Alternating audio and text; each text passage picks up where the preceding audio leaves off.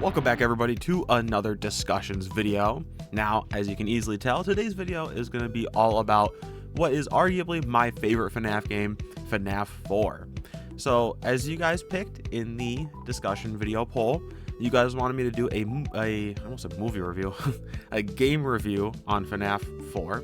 And so that's what this is going to be. It's just going to be like a big sort of my opinion review of the game. And so we'll go through different stuff like my history with the game, so stuff that I remember when I was growing up and stuff like that, and then go through stuff like the nights, gameplay, characters, story, stuff like that, and then end off with a fun little summary of everything, and that'll be the video. So without wasting any more time, let's just jump right on into this video. But before we begin, be sure to go down and leave a like on the video and subscribe while you're down there, because we only have about like a month to get, I think, somewhere around like 20 to 30 more subscribers, because my goal is to get 1,200 subscribers by the end of the year.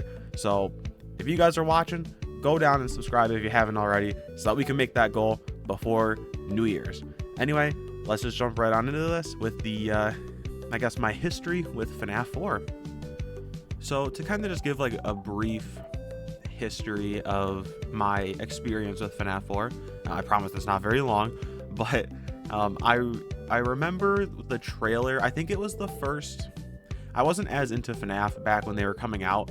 FNAF 2 was the first game I played, but I remember the FNAF 4 trailer being the first FNAF game trailer that I saw, and seeing these twisted, scary at the time, super scary looking version of the animatronics inside of a house was like terrifying. Like, I knew it couldn't happen, but you're still like, this is just like, it gave me nightmares. This is terrifying. They can be in your house, because before it's like, oh, they're just at the restaurant, they can't be anywhere else, and then it's like, whoa, they're actually in your house? What? That's scary. And now there's a whole bunch of like theories and stuff, and they're most likely not real animatronics in your house, although there's theories that they might be. Whatever, it's all crazy. But at the time, you kind of see it and you don't think about any of that. You're like, whoa, this is crazy, there's real animatronics and they're in the house.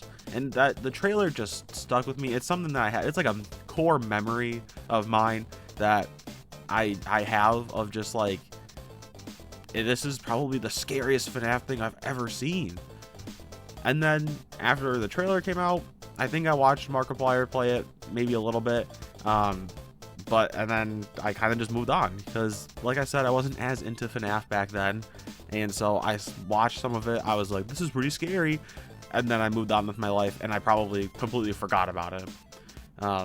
And then as time went on, and getting to more recently, I slowly became more interested in FNAF again around like 2019, 2020. So around like the Help Wanted to early Security Breach days, I got into FNAF a bit more.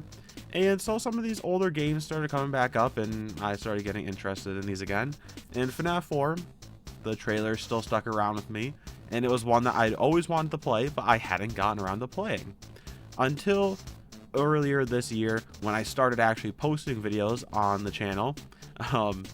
And one of the, not the earliest, but one of the earlier series that I did on the channel was actually FNAF 4, and it was my first time playing the game, and I have to say it is absolutely my favorite FNAF game. I think Help Wanted is still scarier to me, but FNAF 4 is probably my favorite in terms of nostalgia and in terms of gameplay and stuff like that. I really love it, and playing it for the first time was sort of a different experience, because watching somebody else play it, you can sort of understand, but it's a bit different to actually sit down and be the one to play it. So doing that it sort of reinforced to me that FNAF 4 is my favorite FNAF game, and that it is still mostly, and we'll get to it later, mostly as scary as the trailer kind of made it out to be.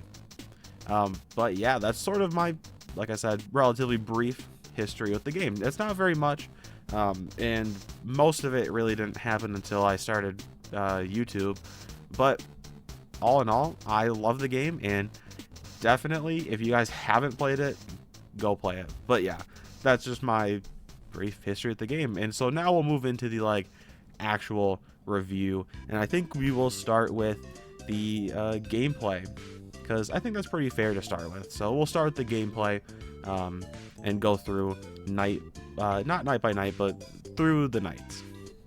So I'm just going to talk about the nights in the gameplay of, I guess, nights 1 through 4. Just real briefly here, because I think I should talk about them since it's part of the game, it's part of the review.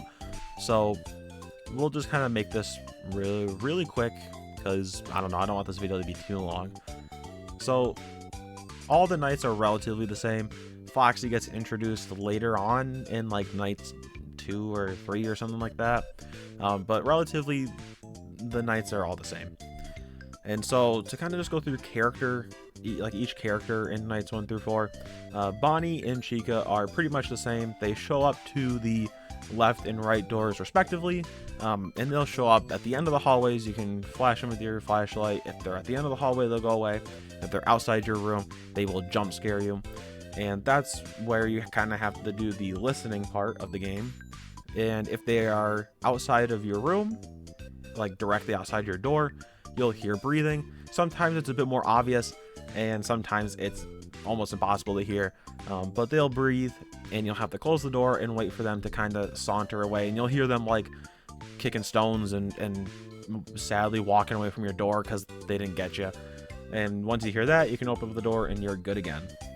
So relatively basic, but one thing I like is that if you are like ignoring the doors and you're focused on Foxy, or you're focused on getting rid of the Freddles, and you're kind of away from the main room in the hallways, if Bonnie or Chica are at their doors, and you go back to like the center of the room, they'll jump scare you sometimes. Like if you don't close the door in time and you're away from the doors, they'll jump scare you inside the bedroom.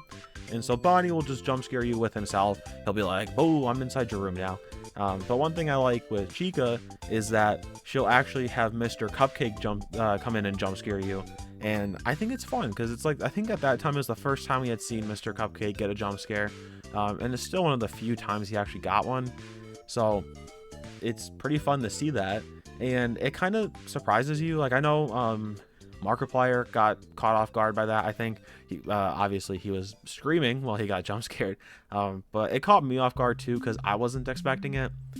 But it is pretty cool to kind of be like, well, let's mix things up and not have Chica jump scare you, but have the Cupcake. So that's a pretty cool mechanic there, and that's sort of those two. Foxy shows up at some point, and one thing that I like is that you can actually prevent him from entering your room if you're like really good.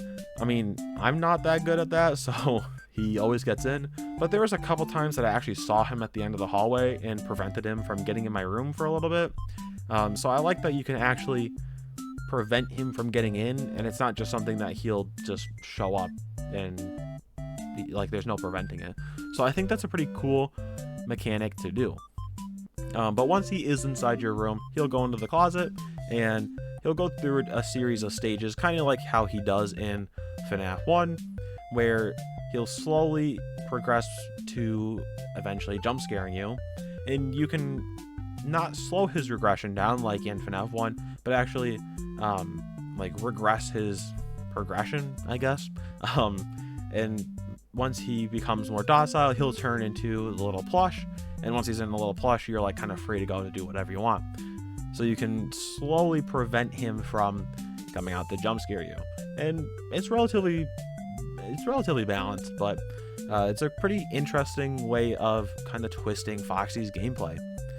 Because it was something that we hadn't seen since FNAF 1, and I'll get to that kind of at the end of this nights 1 through 4 cover. But the last animatronic that we have is Freddy, and he's kind of there since the first nights, but his mechanic is that he'll have the Freddles show up on the bed, and they'll make some screeching noises, and it's really annoying, and they're just so annoying. But it's an easy mechanic, because all you gotta do is just turn around and shine the bed with the flashlight, and they'll go away.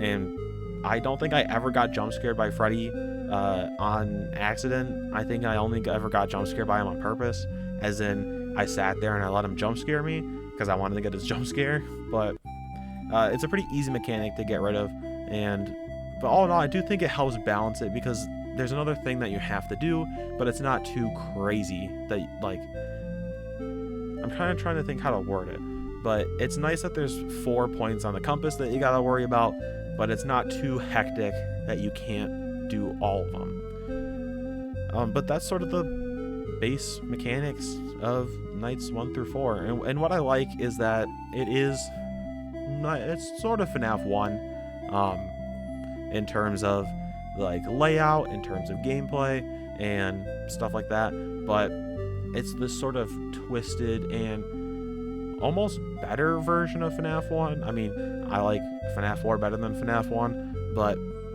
I like that the gameplay is relatively similar, so you kind of know what to expect, but it is also different enough to throw people off. But yeah, that's nights 1 through 4, and now we'll move on to the sort of more difficult nights, I guess you could say. So to kind of just briefly talk about nights 5, 6, and 7, a lot of the main mechanics still are there. Go to the doors, close the doors, closet, close the closet doors, and then bed, shine the flashlight on the bed, and listen to audio and all that kind of stuff. So all that's to say, I'm not going to go too much into that. But for night 5, it actually changes up a little bit, because now you have to deal with Fredbear. And when I was first playing, I knew Fredbear showed up in one of the nights, but I thought it was a case of what night 6 was, and that the animatronics are there at the start and then they swap out with Fredbear later on. I thought that's what night 5 was going to be, and then when I actually was playing, surprise, surprise, Fredbear's just there, and that kind of caught me off guard. And he is like, you have to be precise. You see him, split second, close the door, because otherwise he's gonna jump scare you. Like, he is like super touchy like that. Like, you gotta be precise with your timing and your movements. However, with his gameplay, it is kind of similar to the others. However, you can't really hear him in the hallways. You can hear him running from hall to hall, and that's how you'll know which side he's on, is you'll hear him run to one side or run to the other, and eventually he'll stop and you have to go on whichever side he stopped on. So that's where the listening part comes in, and eventually throughout the night he'll like laugh, and he'll either show up on the bed or in the closet, and pretty easy to get rid of him. Just do the same gameplay loop. But what I think is interesting for me personally, I actually didn't find it all that scary. I would get caught off guard by Fredbear, but I found I had more fun playing through. Like, playing through the first 4 nights, I get jump scared. If I'm not expecting it, whoa, I get jump scared. That's super scary. Fredbear, I'm like having a good time. He's laughing. I'm like, man, this is like a blast. I'm having so much fun. And I was like smiling the whole time playing through that night.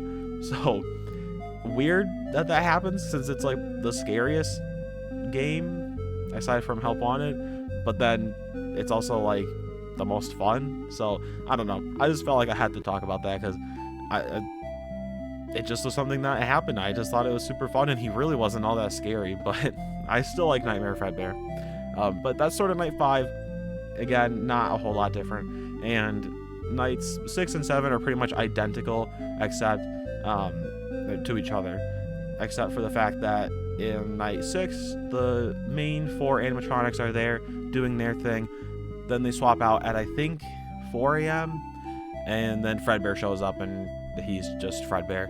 And then in night 7, or Nightmare Night, it's the same thing. The animatronics are there at the start, and then at 4 a.m. they swap out with Nightmare, except I don't know how on earth you're supposed to do that, because I played it once, and let's just say that I saw him in the hallway for the splittest of seconds. Like, the light wasn't even on for a full second, and I tried closing the door and he jump scared me. I don't know how you're supposed to do that, but he shows up and he's just the same as Fredbear, except a lot more difficult. But that's sort of the basics of the nights 5, 6, and 7. They're also fun, especially night 5. I'd have to say night 5 is probably my favorite in all the games, just because I had fun with it, and it's Nightmare Fredbear, and I like Nightmare Fredbear. So night 5 is probably the best one, and it's super fun to have to do the same sort of gameplay, but it's a little bit different and a little bit more intensive, I guess you could say. So I just want to briefly go over the character designs, and I'm talking about the animatronics, not like Michael Afton and Crying Child in them, since they're just sort of 8-bit minigame characters, and I'll get to them more in the story section. But I just thought I would cover the character designs, since that's sort of like the biggest thing with the FNAF game, on whether or not I like it, is whether or not the character designs are good. So to get into that, I will just kind of go through them as they show up in the game, and yeah, we'll go from there. So to start off, we'll go with Nightmare Bonnie. I actually don't mind his design. It's not my favorite design, like it's not my favorite design of all time, but I actually don't mind it. It's fine. I think it's probably one of the better ones out of the FNAF 4 characters, so I think it's fine in that regard, but it's not all that scary. Like, I don't know what it is.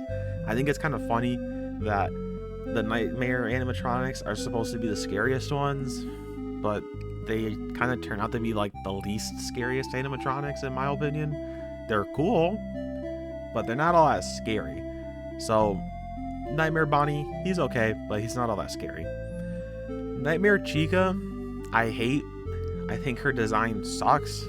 Proportions are awful, and aside from Mr. Cupcake, it's just, her design's just really bad.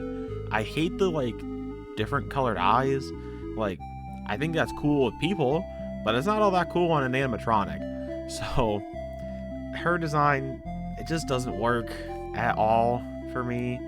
It's kind of scary in game, but it's mostly just because you're getting jump scared out of pure silence. So not all that scary, and just a really bad design. At first, I actually kind of liked Nightmare Foxy's design, but the more I look at it, I think it's really bad. The proportions are even worse than Nightmare Chica, and I don't even really know what to even think about his design. It's just weird. That's really all I have to say about his design. It's just weird, and his proportions are utterly terrible. I don't know what happened, but he's cool on the title screen. They're all cool on the title screen, but they all kind of just suck, especially Foxy. His is bad. I don't know what happened, but his what am I thinking? Grim Foxy and Help Wanted 2, or no, not Help Wanted 2. Curse of Dreadbear. Grim Foxy and Curse of Dreadbear is really cool. That's what Nightmare Foxy should have been, but his design in there is cool. But Nightmare Foxy in general, not that great of a design. And Nightmare Freddy, his is okay. His is a little bit more memorable. Sort of similar to how like the FNAF 4 trailer stuck with me. I remember seeing posters and teasers of Freddy, of Nightmare Freddy, with the Freddles, and so that kind of has stuck with me too, of like that sort of era of FNAF, and just seeing Nightmare Freddy as like one of the first things you saw from the game, for me, kind of sticks around. So he does have a special place in my heart, but his design is probably the most boring out of all the ones here. Like, it's better than Chica and Foxy, but it's also more boring than their design, which is weird. I don't know how that's possible, but to me, his design is just kind of boring. He kind of just looks like Freddy. like at least the other ones look kind of like a twisted version of him, but Nightmare Freddy kind of just looks like Freddy if he was a little bit taller.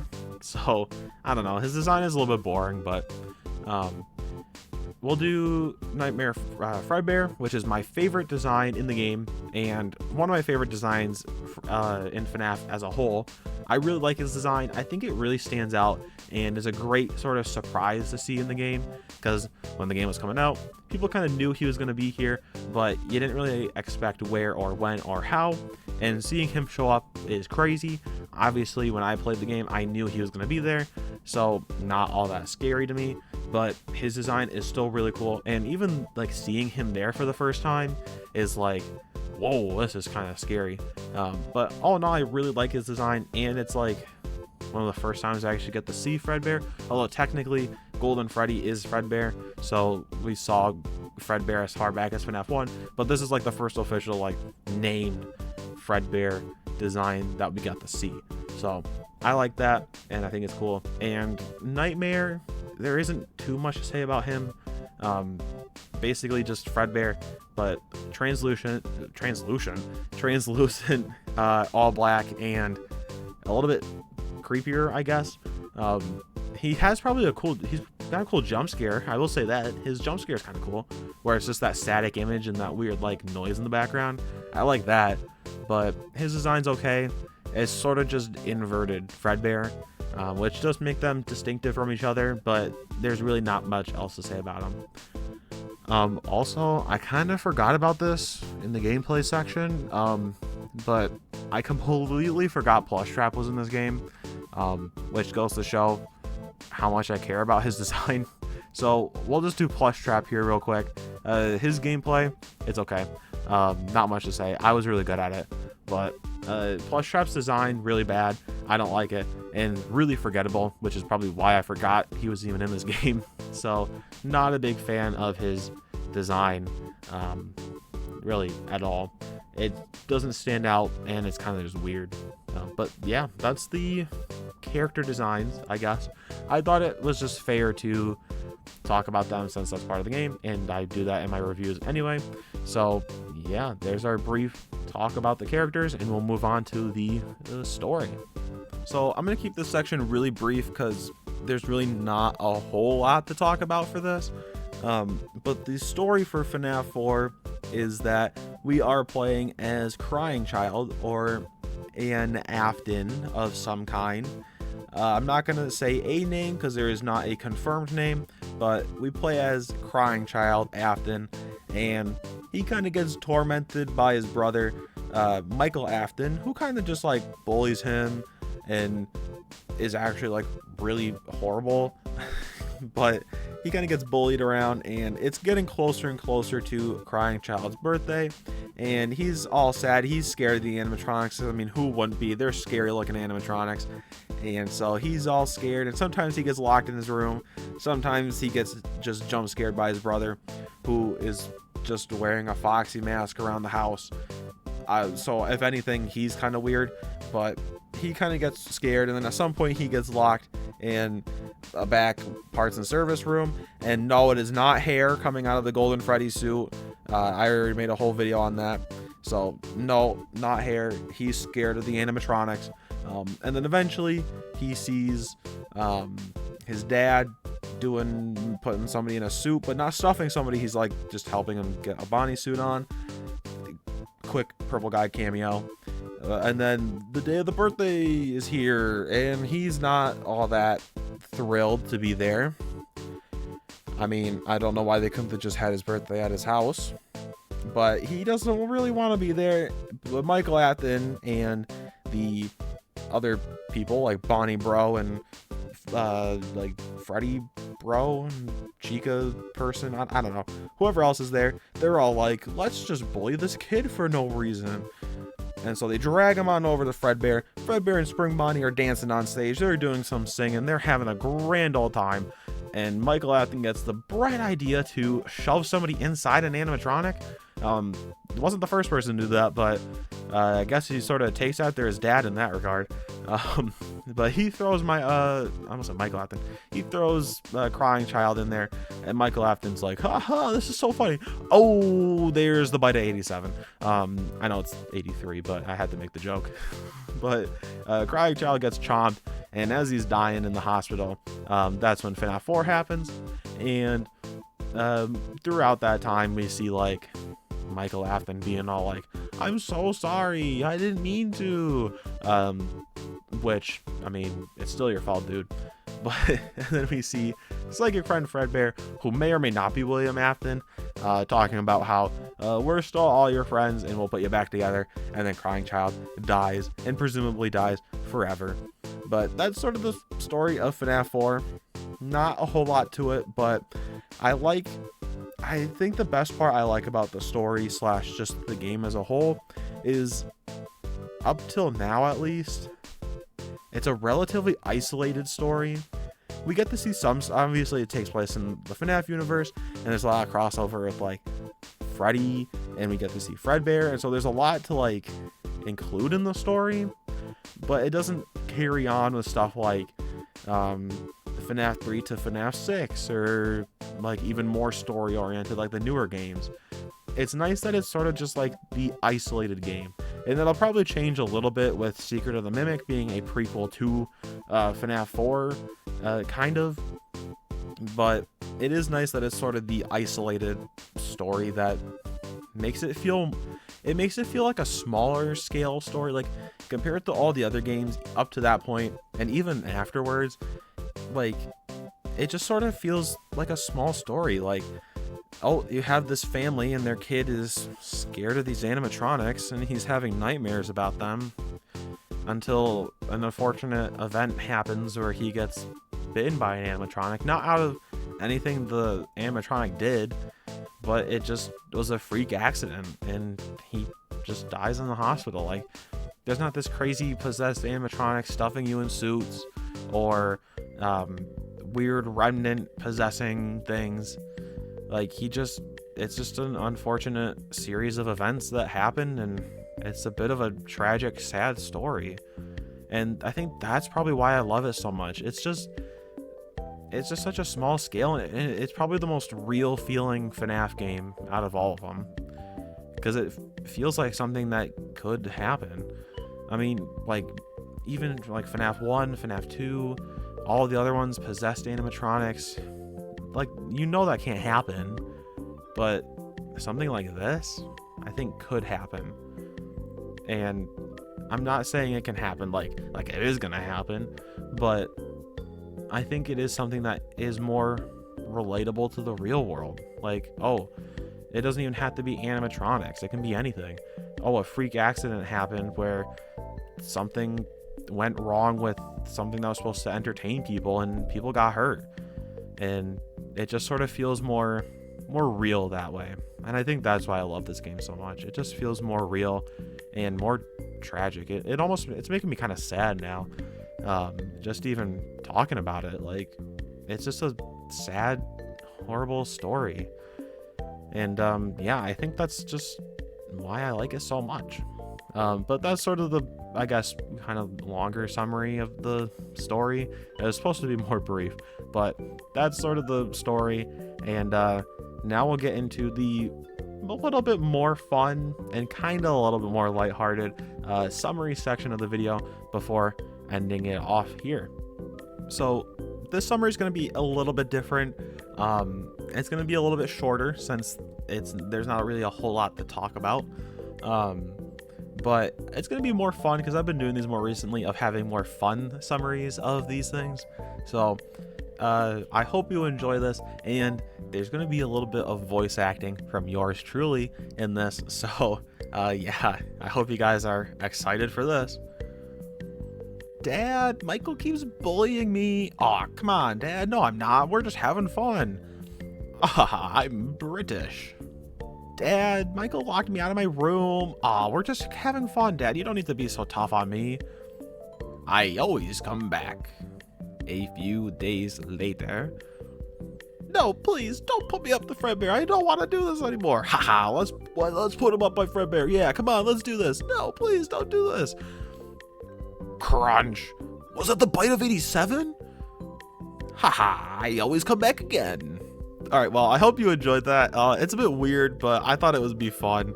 But yeah, that's just sort of the brief summary of the story, I guess you could say, of FNAF 4. But yeah, that is going to be kind of it for the video. So I hope you enjoyed this one. It's a little bit of a longer one, but I thought it's only fair since it's my favorite FNAF game. It's one that will stick with me forever as one of the more memorable and nostalgic FNAF games, and probably one of the scarier ones, but also one of my favorite to play. I haven't yet, but every so often I am more interested in just sort of playing it on my own, just to kind of go back through and have some fun with it, because I do enjoy it and it is a fun one, especially Night 5. I love Night 5. But yeah, that is gonna be it for the video, so we'll end it off here. I'll have a channel poll up on my community tab with a few different options of what you guys want to see for my next FNAF discussions video. So we'll probably have like a theory, and then you guys can pick if you want to do like a game review, a FNAF VHS review, or if you guys have any other options, you can leave a comment on there. But be sure to go check that out and vote on there so that I know what I'm going to do for my next video. Well, next discussions video. But yeah, also later today we're going to be having an awesome Subnautica live stream in VR, so it's gonna be crazy fun. So you're definitely want to go check that out. And yeah, anyway, with that, we'll do shameless plugs, so go check them out. My Instagram and channel membership are linked down below, so go check those out. But speaking of channel memberships, shout out to my channel member. Thank you for being a channel member, and here is your daily shout out. I do shout outs for all my channel members, so if you want that, become one. Otherwise, not a big deal. But yeah, if you guys have anything you want to say, like you just want to say hi, you want to leave your opinion on FNAF 4, or you have any other like games or topics you want me to cover in one of my videos, go ahead and leave a comment, because I like to go through and read them, and I respond where I can. Otherwise, I'll leave a like and a heart, just to let you guys know that I do go through and read you guys' comments. But yeah, thank you for watching. I hope you enjoyed today's video, and comment, was that the bite of 87? If you made it this far in the video. And with that, I will see you in the next one. Goodbye.